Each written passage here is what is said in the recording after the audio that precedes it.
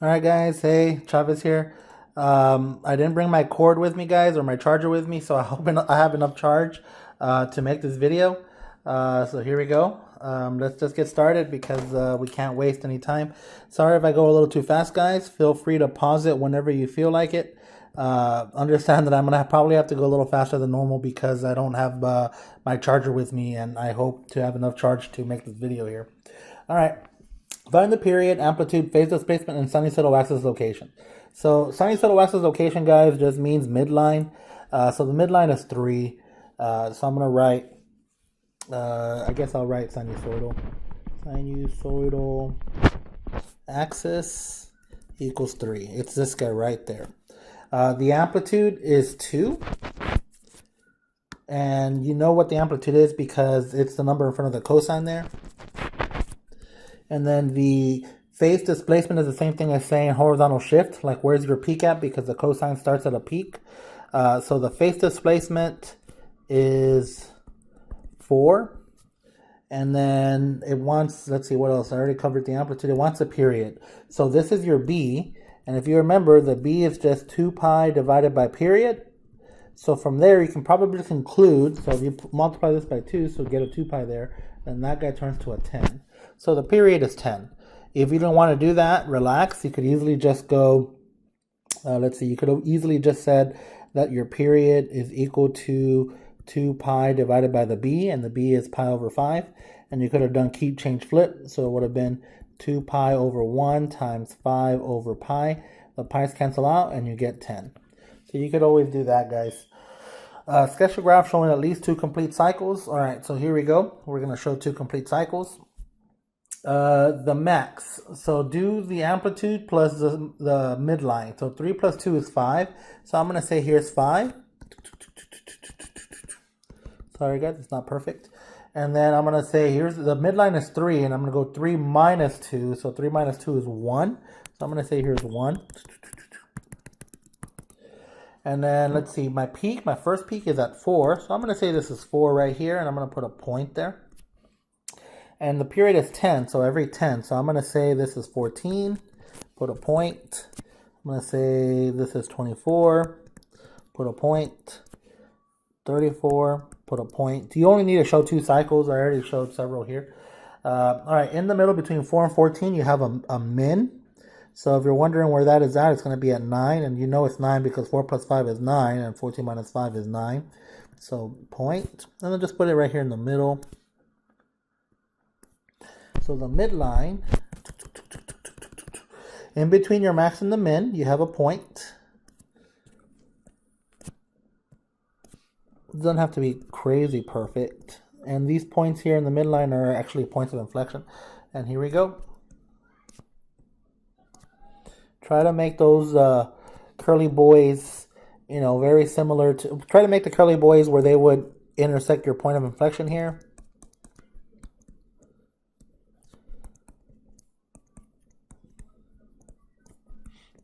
Kind of fun a little bit.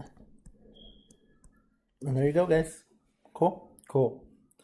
All right, this one's a sine, so let's go ahead and do it really quick. The sinusoidal axis this time is -4. I'll put it here in the front. Sinusoidal axis. The period is 7. It's right there. 2 pi divided by period. The amplitude is 5. And your phase displacement is -4. Now remember, because it is sine, that phase displacement is going to start at a point of inflection going up. So here we go. So I'm going to first start with my sinusoidal axis, -4. Oops, so maybe let me move this guy then right there. All right, I'm going to say -4 is right here. And then I'm going to say, what's the amplitude? 5. So -4 plus 5 is 1. I'm going to say 1 is right here. And then -4 minus 5 is -9. I'm going to say -9 is right here. All right, guys. I'm going to start at -4. So I'm going to say -4 is, let's see. Let's say -4 is right about there. It's not drawn to scale. So at negative 4, I have a point of inflection going up. So put a point there.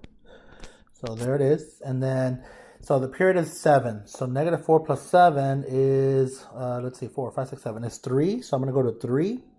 I'm going to say 3 is right here. Put a point. And then I go another 7. So I'm going to say 10. Let's see, 10 is going to be like right there. Point. And then one more, 17. And I'm going to say 17. And my scales are probably all messed up, but that's okay, guys. Doesn't have to be perfect. So those are points of inflection going up. So I'm just going to put a little symbol there going up. And in the middle of those is another point of inflection, but going down. So I have another point of inflection right smack in the middle, down. Right smack in the middle, down. And then let's see if I can make this middle here. Probably going to be like right there, down. All right, now in between your point of inflection going up and point of inflection going down, you have a max. So it's going to be like so. And in between your point of inflection going down and point of inflection going up, you have a min.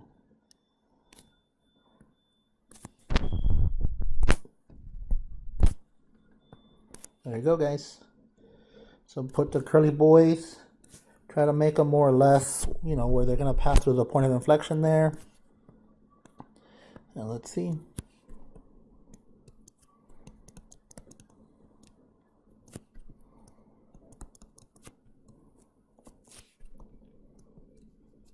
There you go, guys. So there it is. I hope you like that. Let's go to the next one.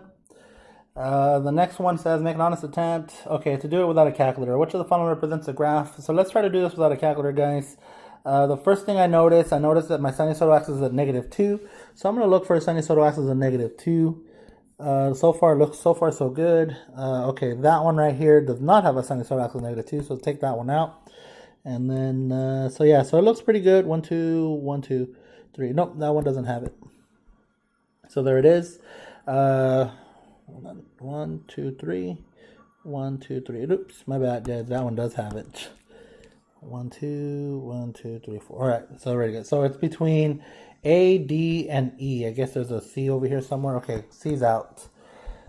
Next thing I would look at is, you see how it says pi over 2 here? So I have and this is cosine, so I better have a peak. Let's see, -2 plus 3. I better have a peak at 1. Well, you know what? I guess we can look at the amplitude. So -2 plus 3 is 1, and then -2 minus 3 is -5. So the highest is 1. So this one goes this one goes higher than 1. It's out. This one goes higher than 1. That one's out. Oh, look, that one looks to go 1, and that one looks to go -5. So it looks like that's the answer, guys. So there it is.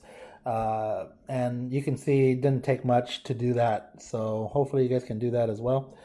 Let's keep going. Find a particular equation for the graph, for the function's graph. I'm only going to do one of those, guys. Let's go ahead and just do this one here, number 4, because number 5 is similar. So I see that my sinusoidal axis is at 5. So I'm going to call that the D here. So, yeah, okay. So that's 5. And then the amplitude, let's see, 5, 6, 7. So your amplitude is 2. And then if I use cosine, I have a peak at 1. So the C has to be a positive 1. And let's see, the B is 2 pi divided by the period. And the period, let's see, I have another peak at 7. So that period is 6. So 2 pi divided by 6, which is pi over 3. I have everything I need now. So here we go. Y equals, amplitude is 2. I'm going to use cosine because it's a peak. So cosine, open parenthesis, pi over 3, open another parenthesis, x minus 1. That's where you have your peak, close, close. Make sure you close that double parenthesis there, guys. And then the sinusoidal axis again is at 5. So I'm going to write plus 5. And there it is. And that's exactly how you do number 5, guys. But make sure that when you're doing number 5, you recognize that from 100 to 900, that's actually half the period, because that's a max and that's a min. So if that's half the period, the total period is 1600. So that's how you would do that one, guys. All right. This one here, let's go ahead and see if we can figure this out. It says find a particular equation of the sinusoid. So again, we're just going to find the equation. So let's find out where the max is a 7 and the min is a -3. So the D is 7 plus a -3 divided by 2. So that is 4 divided by 2, which is 2. So right at 2, you have your sinusoidal axis. And yeah, it looks like a sinusoidal axis. All right, next, from 2 to 7, that is an amplitude of 5. And sure enough, from 2 to negative 3 is also 5. So the amplitude is 5. The B is going to be 2 pi divided by period. The period, let's see, from 3 to 23, that's 20. So 2 pi over 20, so that's pi over 10. And then finally, your shift, the C, happens, the peaks, I see it right at 3. You can make a case for the 23 as well. So I'm going to say that C is 3. So for letter A, the particular equation is y equals, where's my amplitude? 5 cosine, open parenthesis, pi over 10. Open parenthesis again, x minus 3, close, plus 2. All right, for letter B, it says find graphically in the calculator my intersection points. So for letter B, what you would do is, if you have a TI-84, I would go to Y1 and I would type this expression. If you have a TI-Inspire, it's F1. So on my Y1, on my calculator, you're going to write F cosine pi over 10, x minus 3, close, plus 2. And on Y2, if you have a TI-Inspire, so you're going to call it F2. On your Y2, I'm going to type in 6, and I'm just going to look for my intersection points, guys. Look for intersection. All right, now you're going to have to change your window. So here's how your window is going to look. Window. X min, I would make it look like -1, -2, -3. -3. X max, I would make it look like, let's see, 23, 24, 25, 26, 27, 28, 29, 30, so 31. And then Y min, though X scale doesn't matter, guys. The Y min, I would make -5. And then the Y max, I would make 10. And then look for intersection points. So there it is. And then let's go ahead and do letter C. It says find the X values algebraically, show all work for full credit. So I'm going to start taking up some of this real estate. I'm not going to do number 7 because it's similar to number 6. Plus, I want to finish this up because I don't have much battery life left. So let's do this. I'm going to equal that expression to 6. So I'm going to do it in blue, guys. So I'm going to write 6 equals 5 cosine pi over 10, open parenthesis, x minus 3, close, plus 2. And the whole point is that you're trying to solve for x. So the first thing you're going to do is move the 2, guys. So -2 minus 2, 6 minus 2 is 4. So 4 equals 5 cosine pi over 10, x minus 3, close. Next, you want to get rid of that 5. So I'm going to divide by 5. So I'm going to rewrite it, guys, but I'm going to write it here on the left-hand side. I'm still doing number 6. Sorry that I'm taking up space for number 7, guys. I'll give you guys more than this space on the exam.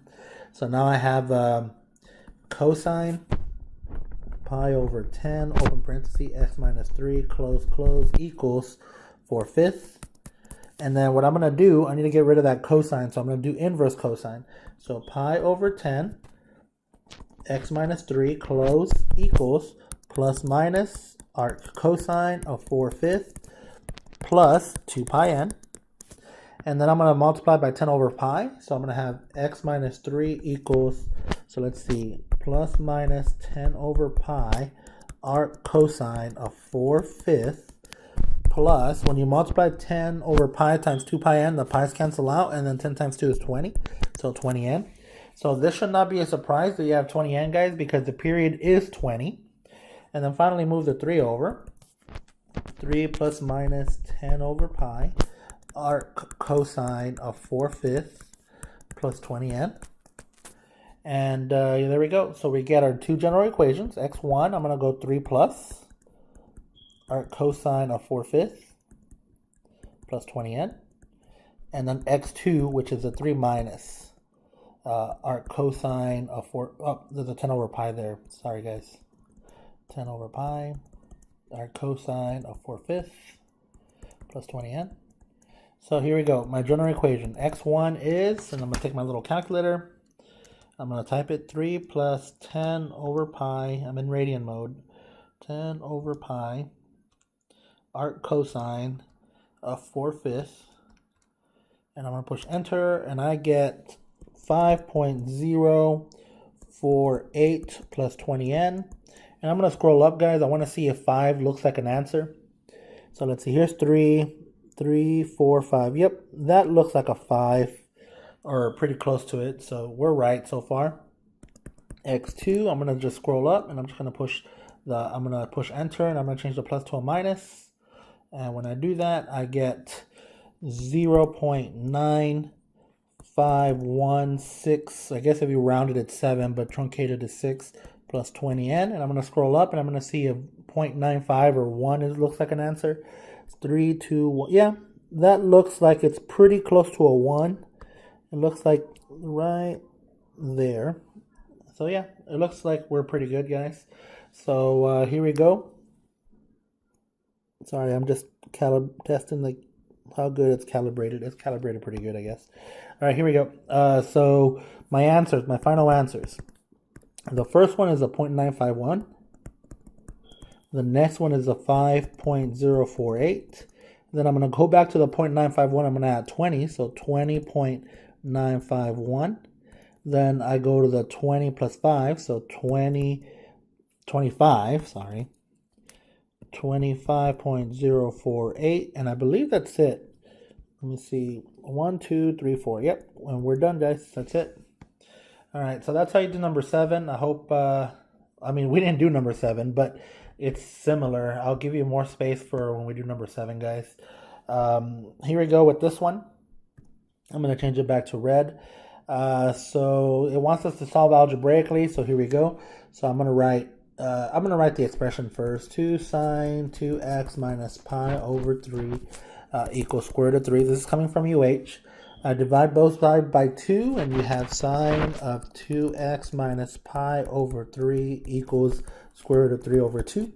And then the next thing I do is I take arc sine of that, and here we go. So I'm going to write 2x minus pi over 3 equals arc sine of square root of 3 over 2. Now, plus 2 pi n. You can use your equations, guys, if you want, but I want you guys to be really smart. Arc sine of square root of 3 over 2. Remember that sine is your y value, and it's square root of 3 over 2 at these two locations. That's where the y value is square root of 3 over 2. So, what are those radians? Equation 1. The first one is pi over 3. Equation 2. The second one is 2 pi over 3. You might not need it in this case because I see a pi over 3 in there, but we'll see right now. So 2 pi over 3 plus 2 pi n. All right, so let's keep going. So I'm going to move the pi over 3 to the other side. So 2x equals pi over 3 plus pi over 3 plus 2 pi n. So 2x equals, when you add those two together, you get 2 pi over 3 plus 2 pi n. Divide by 2, divide by 2, divide by 2, and you get x equals pi over 3 plus pi n. That's equation 1, so I'm going to call that x1. Let's see if equation 2 comes out to be a similar equation. 2x equals pi over 3 plus 2 pi over 3 plus 2 pi n. When I add these two together, you get 3 pi over 3, which is just pi, plus 2 pi n. Divide by 2, divide by 2, divide by 2, x, and I'm going to call that x2 equals pi over 2 plus pi n. All right, so finally, my answers. I'm going to put my answers in blue, guys. X equals, the very first one is the pi over 3. The next one is going to be the pi over 2. Let me see if I'm restricted by my domain here. Between 0 and pi. So if I add pi, you'll go over. If you add pi, you'll go over. So that's it. Pi over 3 and pi over 2.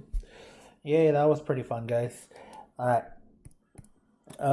Question 9 is exactly the same, very similar. So I'm going to go ahead and skip it, guys. I hope you guys are not upset that I'm skipping number 9. It's exactly the same, guys. Number 10, you have to know how to factor. So let's go ahead and do that one really quick. So you got to factor this out. This is similar to your algebra days when you had 2x squared minus x minus 1 equals 0. And it's exactly the same, guys. So there's only one way to get 2x squared is 2x times x. And there's only one way to get a 1. That's 1 times 1. And if you wanted to add up to a negative 1, you need the larger number to be negative. So 2x times 1, that's going to be the negative 2x. And then 1 times x is going to be the positive. So there it is. Negative 2x plus 1x is negative 1x. So from there, you get x equals 1 and x equals a negative half. And it's the same thing with this. So it's the same thing. So I'm going to factor it out. So here we go. You get 2 cosine x plus 1. And then you get cosine x minus 1. Equal that to 0. And we're solving. So hopefully that made sense, guys. Here we go. The only way this will ever be 0 is if cosine x equals 1, because if cosine x equals 1, 1 minus 1 is 0, and 0 times anything is 0. The other way is if cosine x equals a negative half, because negative half times 2 is negative 1. Negative 1 plus 1 is 0, and again, 0 times anything is 0. You could always set your expression equal to 0 and solve, guys. It's not a big deal. All right, so now we're looking for answers in the unit circle, because these are perfect. Where is cosine equal to 1? Cosine equals 1 at this location, and that is 0 and 2 pi. Cool? Cool. Now on this one, it says where's cosine equal to negative half? Cosine is equal to negative half up there and down there. Up there in quadrant 2 and down there in quadrant 3. So that radian is 2 pi over 3 in quadrant 2. And in quadrant 3, that's going to be a 4 pi over 3. The unit circle never goes away, guys, so please make sure you know it. Yes, you can go the traditional route where you use your formulas, x equals arc cosine plus minus a negative half, and you will get those answers. But we're not robots, and I believe in you guys. You guys can do this. You guys are smart. You guys are capable. All right. Number 11 is kind of the same. It's a little tougher, so let's go ahead and take care of that one, guys. So here we go. I want to get rid of the sign, so I'm going to do arc sine. So you get pi x plus pi over 7 equals arc sine of 1 plus 2 pi n. There's only one location where arc sine is 1, and that is at pi over 2. So you're only going to have one formula or one equation with this one.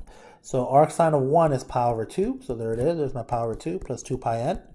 I'm going to move the pi over 7 to the right. So I'm going to write pi x equals a negative pi over 7 plus pi over 2 plus 2 pi n. I'm going to get a common denominator, guys. So I'm going to multiply this sucker by 2 over 2 and this one by 7 over 7. And when you do that, let's see. Pi x equals, so that's negative 2 pi plus 7 pi. 7 minus 2, that's a 5. So I believe it's 5 pi over 14.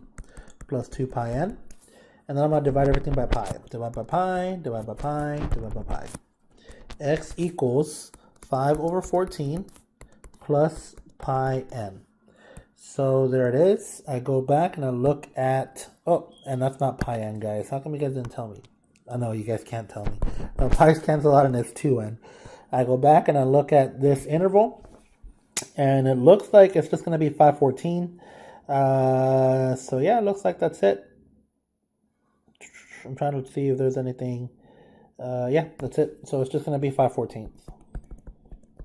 Let me know if you see any mistakes, guys. I don't see any mistakes initially, so I think we're good. All right, let's keep going. All right, so now we are into this good stuff here. It says, the figure to the right shows the depth of the water at a point near the shore as it varies due to the tides. A particular equation relating d in feet to t in hours after midnight on a given day is given by this equation. Find the time in which the water is deepest. How deep is it at that time? All right, so the first thing I would do is I would type this into your calculator, either in Y1 or F1 if you have an Inspire. So I'm going to type mine into Y1. Not that you need it for this equation, for letter A, but you might need it for the next ones. So that 3 is your sinusoidal axis, guys. That's up there in the middle there. 3 plus 2 cosine pi over 5.6, and then t minus, well, in the calculator, it's going to be an x. If you have an Inspire, you can actually enter a t, but let's not go into that. So there it is. When is the water the deepest? Well, this is a cosine graph. So it's going to be the deepest at this 4. So that's going to be 4 a.m. I'm going to assume it's this one. So at 4 a.m., you're way up there. So water is the deepest at 4 a.m. And then how deep is it? Well, let's see. That's a 2 and that's a 3. So 3 plus 2 is 5. At 4 a.m., it is, or the water, I guess. I should try to avoid the word it. At 4 a.m., the water is 5 feet deep. All right, there it is. Let's keep going. After the time you found an A, what is the water next at its shallowest? How deep is the water at that time? All right, we still don't necessarily need to put this in the calculator for that time, guys, because the period, if you look at this, pi over 5 over 6, the period is, what's that, 5.6 plus 5.6, or 5.6 times 2, 11.2. The period is 11.2. So every 11.2 hours, you complete a whole cycle. Does that make sense to you guys? I hope it does. So that means that this guy right here, the shallowest part, happens 5.6 hours later. So if it's 4 a.m. and you're going 5.6 hours later, so let's see, 4 a.m. plus 5.6, so we're talking about 9.6. So let's turn that into an actual time. That 0.6, guys, means 60% of an hour. So 60% of an hour, so multiply that by 60 minutes. 0.6 times 60 minutes, and well, we know that 6 times 6 is 36, so this must be 36 minutes. So at 9:36 a.m., you are the shallowest. Or the water is the shallowest, not you, right? Water is the shallowest. And we know why. We know why it's shallow. It's shallow because the period is 11.2, so half of that, 5.6, every half a period, you're either at a high or a low. So 5.6 hours later from 4 a.m., you're at a low. So there it is, guys. I hope that made sense to you guys. Let's see what the next one says. Solve algebraically for the first positive time in which the water is exactly 4.5 feet deep. Okay, so there's my equation. So I'm going to equal that to 4.5. So I write 4.5 equals, and I'm going to write 3 plus 2 cosine, open parenthesis, what do I have, pi over 5.6? Pi over 5.6, open parenthesis, t minus 4, close. And I'm pretty much just going to solve for t, guys. So I'm going to subtract 3, minus 3, minus 3. So I believe, let's say 3, 4.5, so that's 1.5. 1.5 equals 2 cosine pi over 5.6, t minus 4, close. Next, I'm going to divide by 2. So I'm going to divide that sucker by 2, so I get 3/4. So 3/4, when you divide 1.5 by 2, you get 3/4, equals cosine pi over 5.6 t minus 4. That's a t, it just came out dumb there. All right, next I need to get rid of the cosine, so I'm going to do arc cosine. And I like to have what I'm solving for on the left-hand side, guys. So I'm going to write pi over 6 first. Pi over 5.6, sorry.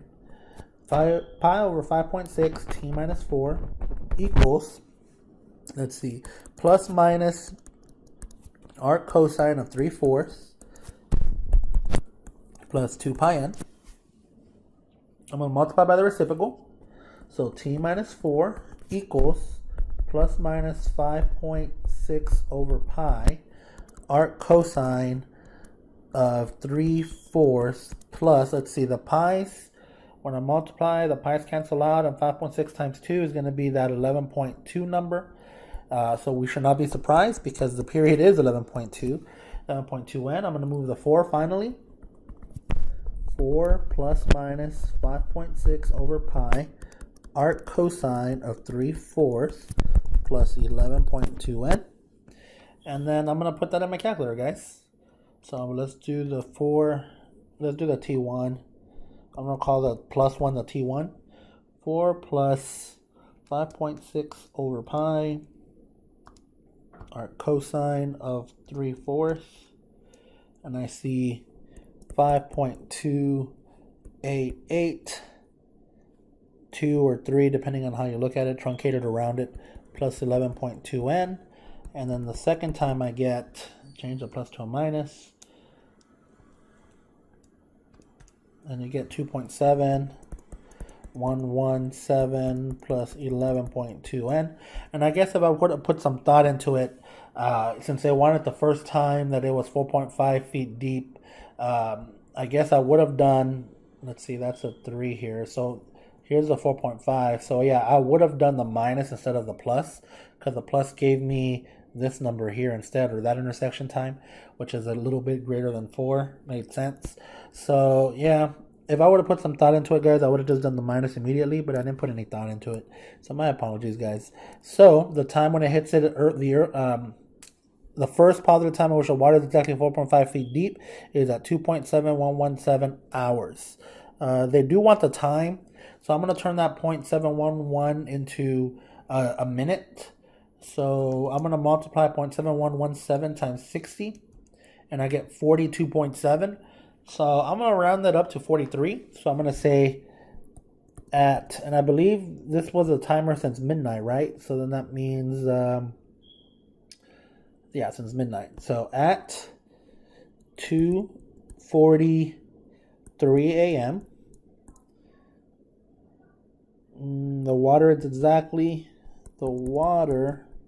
is exactly at 4.5 feet deep. Yay. Okay, that was fun. Let's go to another one, guys. All right, so here's the last one. I still have power, I think. Let me see. Oh man, okay. I still have to render the video, guys. And when I'm rendering the video, that's what takes up a lot of the juice. So I don't know if I'll make it. I hope I do. You finally obtain your driver's license. As you stop at a truck at a traffic light, a little pebble becomes wedged between the tire treads. When you start moving again, the distance between the little pebble and the pavement varies sinusoidally with the distance you have gone. The period is the circumference of the tire. Assume that the diameter of the tire is 24 inches. Sketch the graph of the sinusoidal function. Show a minimum of 2 cycles. Okay. First, you got to understand the situation. The diameter of the tire is 24 inches, so that's the highest that this rock will go. So I'm going to say this is 24. And that's the highest it'll go. And then the lowest it'll go, it's at ground level, which is 0. So that means 12 is the middle here. And of course, the circumference of a circle is 2 pi r or pi d. So my period is 24 pi because that's how long it takes to go 1 revolution. So you start out at 0. And then I'm going to go 24 pi. And then I'm going to say 48 pi. And then I guess at least 2, so there's 2. But if I wanted another one, I would go to 72 pi. All right, so at 24 pi, I'm back at a low. At 48 pi, I'm back at a low. At 72 pi, I'm back at a low. In between 0 and 24 pi, I'm at a high. So I'm going to say that here's 12 pi. And I'm going to say this is a 36 pi. And then right there.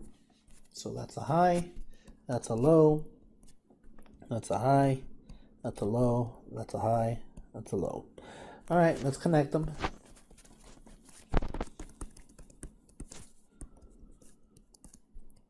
So we're connecting these curly boys. There we go, guys. So there's my sketch. I hope that makes sense, guys. When the tire and the pebble first contact, the pebble is at 0 because it's on the ground. And then every 24 pi, it is back on the ground because that's the period. That's how long it takes for it to do 1 revolution. And we're measuring, this is the distance above the pavement.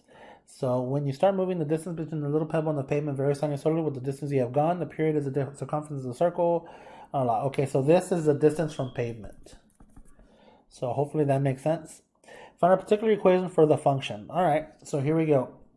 The sinusoidal function, the sinusoidal axis is 12.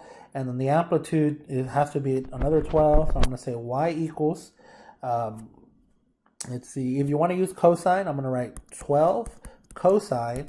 And it's easy to see where that peak is at. It's at 12 pi.